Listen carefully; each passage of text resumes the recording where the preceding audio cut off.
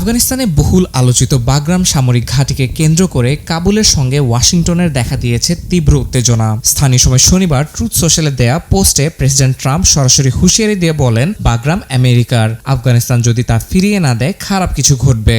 এর আগে যুক্তরাজ্য সফরের সময় ঘাঁটিটি পুনর্দখলের পরিকল্পনার কথা জানান মার্কিন প্রেসিডেন্ট। 2001 সালের 11 সেপ্টেম্বরের হামলার পর আফগানিস্তানে মার্কিন সামরিক অভিযানের প্রাণকেন্দ্র ছিল বাগরাম। 2 দশক ধরে যুক্তরাষ্ট্রের অধিগ্রহণে থাকা বিশাল এই ঘাঁটিতে একসময় বার্গার কিং আর পিজা হাটের মতো রেস্টুরেন্ট থেকে শুরু করে মার্কেট ও কারাগার পর্যন্ত ছিল। তবে 2021 সালে তালেবান যোদ্ধারা কাবুল দখলে নিলে পতন ঘটে মার্কিন সমর্থিত আশরাফ ঘানি সরকারের। আফগানিস্তান থেকে মার্কিন সেনা প্রত্যাহারের পর বাগরাম ঘাটের নিয়ন্ত্রণ নেয় তালেবান সরকার। নতুন করে দেশটিতে মার্কিন সেনার উপস্থিতি আর চাইছে না বলে সাফ জানিয়ে দিয়েছে তালেবান প্রশাসন।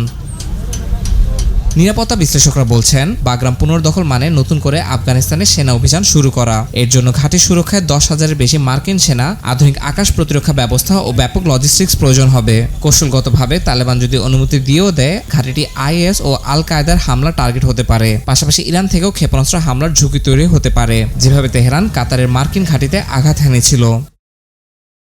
এর আগেও গ্রিনল্যান্ড থেকে পানামা খাল পর্যন্ত নানা ভূখণ্ড অধিগ্রহণে আগ্রহ দেখিয়েছেন ট্রাম্প। হোয়াইট হাউসে সাংবাদিকদের প্রশ্নে সেনা পাঠানো নিয়ে সরাসরি কিছু না বললেও ট্রাম্প জানান, যুক্তরাষ্ট্র শীঘ্রই বাগরাম ফেরত নেবে। মার্কিন প্রশাসন বর্তমানে তালেবানের সঙ্গে আলাপের দাবি তুললেও এর অগ্রগতি নিয়ে ধোঁয়াশা রয়েছে। তবে যুক্তরাষ্ট্রের আর কোনো আগ্রাসন মেনে নেওয়া হবে না বলে সাফ জানিয়ে দিয়েছে তালেবান সরকার। দুই দেশের এমন অনড় অবস্থানের কারণে অঞ্চলটিতে নতুন করে আবারও বড় ধরনের সংঘাতের শঙ্কা তৈরি হয়েছে।